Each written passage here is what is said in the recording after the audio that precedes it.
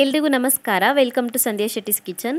ಇವತ್ತಿನ ವಿಡಿಯೋದಲ್ಲಿ ಪ್ರೆಷರ್ ಕುಕ್ಕರಲ್ಲಿ ಬೂತಾಯಿ ಮೀನು ಅಥವಾ ಮತ್ತಿ ಮೀನಿನ ಫ್ರೈ ಮಾಡಿದ್ರೆ ಯಾವ ರೀತಿ ಇರುತ್ತೆ ಅಂತ ನೋಡೋಣ. ಆ್ಯಕ್ಚುಲಿ ಕೇರಳ ಸ್ಟೈಲ್ ರೆಸಿಪಿ ಇದು. ಕೇರಳ ಸ್ಟೈಲ್ ಕುಕ್ಕಿಂಗಲ್ಲಿ ಈ ರೀತಿಯಾಗಿ ಕುಕ್ಕರಲ್ಲಿ ಫಿಶ್ ಫ್ರೈನ ಮಾಡ್ತಾರೆ.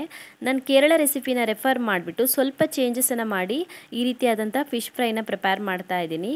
ತುಂಬಾ ಚೆನ್ನಾಗಿರುತ್ತೆ, ಟೇಸ್ಟ್ ತುಂಬಾ ಚೆನ್ನಾಗಿರುತ್ತೆ. ಬನ್ನಿ ಹಾಗಿದ್ರೆ ರೆಸಿಪಿ ಹೇಗಿದೆ ಅಂತ ನೋಡೋಣ. ಪ್ರೆಷರ್ ಕುಕ್ಕರಲ್ಲಿ ಫಿಶ್ ಫ್ರೈ ಮಾಡೋದಕ್ಕೆ ನಾನಿಲ್ಲಿ ಅರ್ಧ kg ಆಗುವಷ್ಟು ಬೂತಾಯಿ ಮೀನನ್ನು ತೊಗೊಂಡಿದ್ದೀನಿ. ಮೀನನ್ನು ಚೆನ್ನಾಗಿ ಕ್ಲೀನ್ ಮಾಡಿ ಕಟ್ ಮಾಡಿ ರೆಡಿ ಮಾಡಿ ಇಟ್ಕೊಂಡಿದ್ದೀನಿ. ಈ ರೀತಿ ಮಧ್ಯಕ್ಕೆ ಕಟ್ ಮಾಡ್ಕೊಂಡಿದ್ದೀನಿ. ಈ ರೀತಿ ಮಾಡಿದ್ರೆ ಮಸಾಲೆ ಚೆನ್ನಾಗಿ ಹಿಡಿಯುತ್ತೆ ಮೀನಿಗೆ. ಮೊದಲಿಗೆ ಮಸಾಲೆನ ರೆಡಿ ಮಾಡ್ಕೊಳ್ಳೋಣ. ಒಂದು ಮಿಕ್ಸಿ ಜಾರಿಗೆ 8ರಿಂದ 10 ಬೆಳ್ಳುಳ್ಳಿ ಹೆಸರುಗಳನ್ನು ಸೇರಿಸ್ಕೊಳ್ಬೇಕು. 1 ಇಂಚ್ ಆಗುವಷ್ಟು ಶುಂಠಿನ ಕಟ್ ಮಾಡಿ ಸೇರಿಸ್ಕೊಳ್ತಾ ಇದ್ದೀನಿ. 2ರಿಂದ 3 ಹಸಿಮೆಣಸಿನ್ಕಾಯಿ ಮತ್ತು 2ರಿಂದ 3 ಒಣಮೆಣಸಿನ್ಕಾಯಿನ ಸೇರಿಸ್ಕೊಳ್ತಾ ಇದ್ದೀನಿ, ಬ್ಯಾಡಗಿ ಮೆಣಸಿನ್ಕಾಯಿನ. 1/2 ಚಮಚ ಆಗುವಷ್ಟು ಕಾಳು ಮೆಣಸನ್ನು ಸೇರಿಸ್ಕೊಳ್ಳಿ, ಬ್ಲ್ಯಾಕ್ ಪೆಪ್ಪರ್ನ. 1/4 ಚಮಚ ಆಗುವಷ್ಟು ಜೀರಿಗೆ, 1/4 ಚಮಚ ಆಗುವಷ್ಟು ಅರಿಶಿನ ಪುಡಿ, ಟರ್ಮೆರಿಕ್ ಪೌಡರ್. 2ರಿಂದ 3 ಚಮಚ ಆಗುವಷ್ಟು ಹುಣಸೆಹಣ್ಣಿನ ರಸನ ಸೇರಿಸ್ಕೊಳ್ಬೇಕು. ನಾನಿಲ್ಲಿ 2 ಚಮಚ ಆಗುವಷ್ಟು ತಿಕ್ಕಾಗಿರುವಂಥ ಹುಣಸೆಹಣ್ಣಿನ ರಸನ ಸೇರಿಸ್ಕೊಂಡಿದ್ದೀನಿ. 1 ಚಮಚ ಆಗುವಷ್ಟು ತೆಂಗಿನ ಎಣ್ಣೆನ ಸೇರಿಸ್ಕೊಳ್ಬೇಕು, ಕೊಬ್ಬರಿ ಎಣ್ಣೆನ.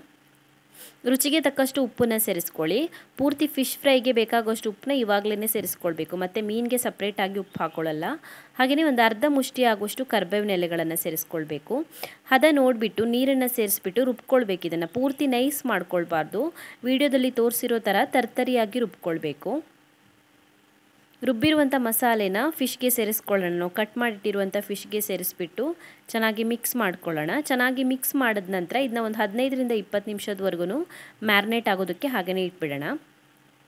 ಮೀನೆಲ್ಲ ಚೆನ್ನಾಗಿ ಮ್ಯಾರಿನೇಟ್ ಆಗಿದೆ. ಇವಾಗ ಒಂದು ಕುಕ್ಕರ್ನ ಕಾಯಿಸ್ಬಿಟ್ಟು ಅದಕ್ಕೆ 3ರಿಂದ 4 ಚಮಚ ಆಗುವಷ್ಟು ತೆಂಗಿನ ಎಣ್ಣೆನ ಸೇರಿಸ್ಕೊಳ್ಬೇಕು. ತೆಂಗಿನ ಎಣ್ಣೆನೇ ಸೇರಿಸ್ಬೇಕು ಇದಕ್ಕೆ, ಬೇರೆ ಕುಕ್ಕಿಂಗ್ ಆಯಿಲ್ ಸೇರಿಸಬಾರ್ದು. ತೆಂಗಿನ ಎಣ್ಣೆ ಸೇರಿಸಿದ್ರೆ ಚೆನ್ನಾಗಿರುತ್ತೆ.